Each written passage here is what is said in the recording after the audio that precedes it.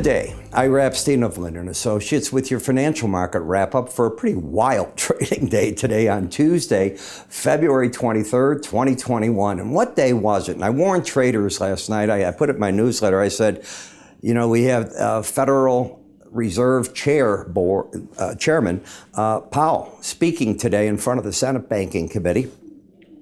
Tomorrow he's in front of the House. So it's another day where he'll be drilled. And if you think he was going to come out and be hawkish, I had my own ideas about that. I said, I don't think that he will be. And I still don't think he will be. I think that he's going to say, yeah, he's watching what's going on. The Fed thinks the market still has its problems. I'm talking the economy. It needs support at this point from the Fed. The Fed's going to continue its bond buying program. It's not yet worried about inflation. When asked about commodity prices going up, the answers were proper. What about service industry? So as I've been pointing out, to get real inflation, you got to get the service industry going with it. And if you're looking at the daily headline reports, you're just not seeing that yet. So little patience there, but wild, oh my gosh, down 400 points at one point in the Nasdaq came roaring back, but we'll get to that in a minute here.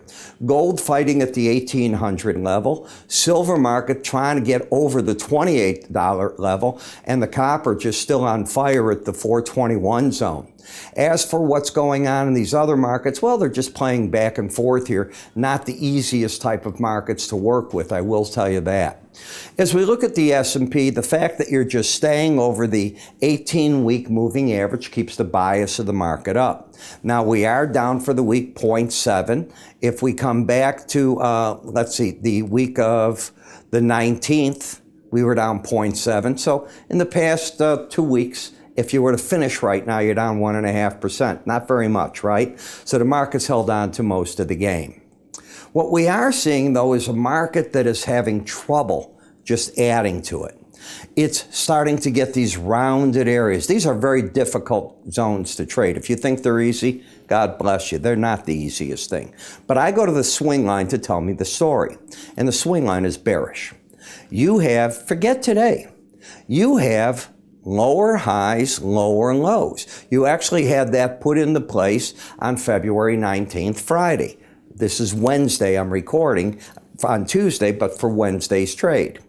Then the market started letting go yesterday. Today, the market fell apart at one point, but had a late day recovery as the market didn't get nervous about what the Fed may or may not do. They're holding the course, and that's what I think the market walk away was. Where's the resistance in the market? Where's the neutral point in the market? I want you to look at the 18-day average of closes. That's your neutral point. You'll hear me tell you over and over and over. When a market gets away from it, it often pulls back and tries to fight a battle at that number. I will say that to you when you go down. It paused in this area. It kept pulling back, couldn't quite get there. I see that. It held it just the way that I thought. It went to it just the way that I thought after those rallies. It will do it more times than it won't do it. That's the point that I'm making. You don't believe me? Go on your charts and just start looking back. You'll get a feel for it fairly fast. If this is where the market's neutral zone is, where's the support and resistance? Well, the resistance is the upper Bollinger Band. We really didn't do a very good job of getting back up to it before this big break. Did the market make it to the lower band? No. What about momentum? Down. So, as I say, and you'll hear me say here regularly, I am of the school of thought that momentum often leads price. Does it always happen? Nothing always happens. Does it typically happen? Yes, typically. And this market was just flirting around here, coming down a little on Friday. When you lose an embedded reading like you did yesterday, it often leads to price in the 18-day coming together. Doesn't have to, but it's a run at each other. Well, you did that yesterday. I am not a magician. I don't know if it's going to go lower today or not. What I know is the market's in a downtrend on the swing line. The bias is up because you are over the 18-day average. The market missed hitting that number by 1 point, basically. And today, to just make the point, it hit it and came right back to it. And tonight, you're just stuck on it. That's what I look at. So when people were asking me today, what do I do in these markets? And you know, during the day, people will call and I talk to them. I do some consulting with them. You talk about it. Okay. What about the Nasdaq? Well, got the higher high, the lower low. What do you do when you first hit a Bollinger Band bottom? Now you tell me what you hear me preach here over and over and over. I am a boring, broken record. You know why? If you saw my skin, I'm like Swiss cheese. I am the guy that's done everything wrong at some point. But I'm also bright enough to remember a lot of what I did wrong. Why am I trying to get bearish if the market hits the Bollinger Band? 95% of the time, it's not going to stay under it. So you want me to take my shot in Vegas that 5% of the time is what you want me to bet on. I'm not doing it. Instead, if you're short, I'm screaming this morning, and I have the videos to prove it. Anybody who wants them, I've got it. I'm telling traders you got to cover all shorts as you came down to that number. I said there's plenty of reasons on here. I have more moving averages in my subscriber video than I do here. And I have a few more tools, not many, but there are more tools that you want to use. And bingo. But that was what my work said. Is my work bullish? Absolutely not. Not in the slightest. But there's a point at which you get down where the quote unquote, the momentum has run down. Could momentum fall further? It sure could. Do I think the pros are waiting to sell this market? Well, you tell me. Why wouldn't they at the 13,497 level? The trend is down. I'm not saying it's an easy trade because you're wrong over 13,729 on the current pattern. Patterns will change over the days. But that's what I'm expecting. Doesn't mean I'm right. Doesn't mean they'll do it. That's what I'm expecting. When we come to the Dow, you kept the embedded reading. Am I in the same ball game as in this market? Absolutely not. Is it the same ball game as that market? Absolutely not. This market, as we get to the Dow, it's the bullish market. Okay. Is this the one you want to be on the short side of? No. Is this the one that's on a bull side? No. It's got the swing line down, the bias up. That's what it's got. It's got nothing. Where's the potential support? The 18-day average of closes. Can the market throw out another buy signal here? It's in one. Doesn't need another one. Until the red line closes under 80, the bulls have control of this market. Their target, if they can get it, is probably challenging this right here, the 31,632 level, that double top area now. And if they can clear that, the 32,000 plus level. What about the Russell? To me, the Russell's one of the weak links here. This market definitely hurt me a week ago. I thought the market was not going to lose its embedded reading. I thought it was going to hang in there, and it didn't. You lose. What can you do? You have to know your risk. I also told traders if they were playing this one, play with half-size positions. Again, I can prove that. But I was wrong. What's the difference? I didn't lose as much. And when I say my subscribers didn't lose as much. Let me clarify that very clearly. I don't jump orders or do any of that. You can't. The government is looking at everything. I was telling my traders, I'm not keen on this. At some point, we're going to give back some money. I'm no longer saying that. Why? Not that you won't give back money. The correction's now taken place is why. You're out of that stage. So the market's looking to rebuild. What number on this chart is it trying to rebuild on? Where's that line in the sand? If you don't see it, stop watching the video.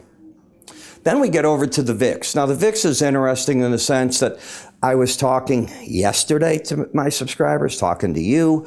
You've got layers of resistance. I don't have the 45-day average here. I don't have the 100-day average on this chart. They're all right here, folks. Everything's right there. And that's where the market's fighting its battle. And that's why it's just not going anywhere.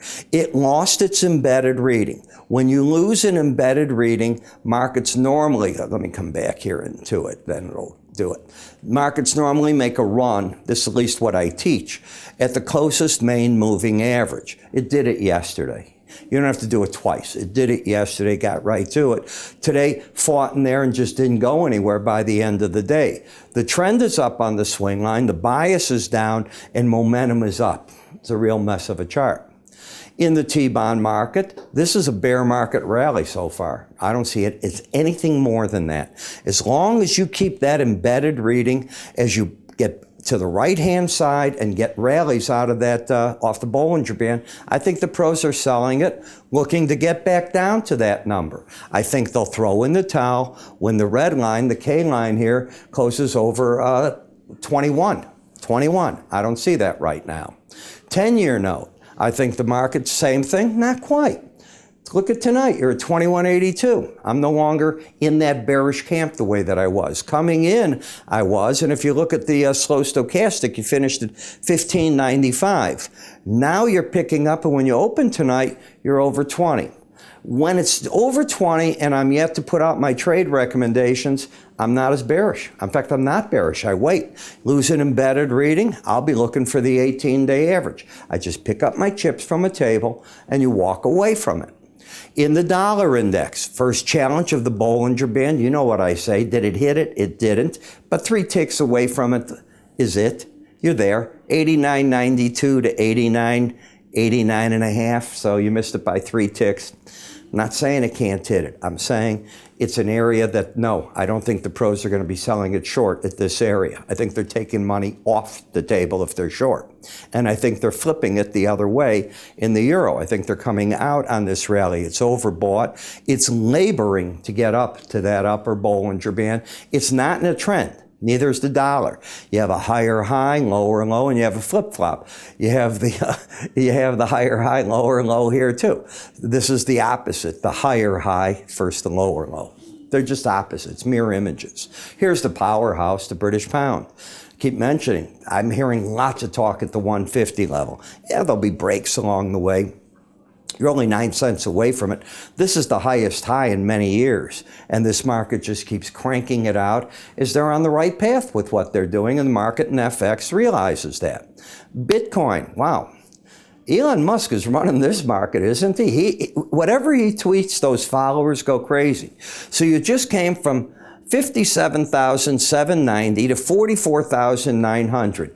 You talk the faint of heart. I wish you the best. I don't have that. What I do have is a skill in reading a roadmap. And there's my skill. I'm embedded. And yesterday, which is Tuesday, what did you do? You lost the embedded reading. Now, you made a run for this number of 44,172, but you did not hit it. You could still come down and do that. That's what often happens.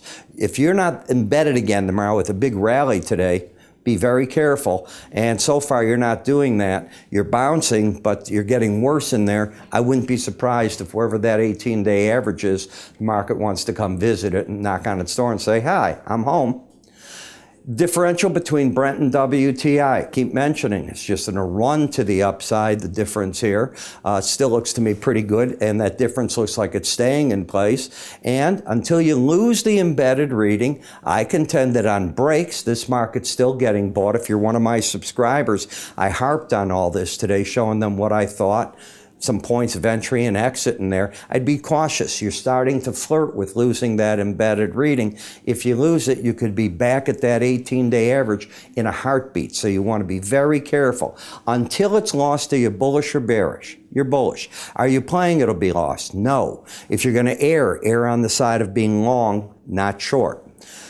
Heating oil, still very strong, but I got to get away from the March. It's time for us to go to the April. I thought I had changed that. This nat gas, I've got the wrong label. That is the April. That's my I knew I changed some. So this is already the April. I changed them today. And the market had come down here. I don't know how I missed this one. I just must have missed it. Okay. And that's pretty much where I'm at. So as you can see tonight, starting to get a bit of a sea of red behind me in some of these markets. We want to be careful with them. We want to be very cautious. But I will tell you, volatility is good for traders. Why? They're not looking for markets that don't have the volatility. They want to see the action come in. And one of the ways you can work with that, especially in the stock indices now, is the new contract that came out a couple of months ago, these 1/10 size contracts. Now, I know people go, Ira, for 1/10. And I go, hey, it's $1 commission.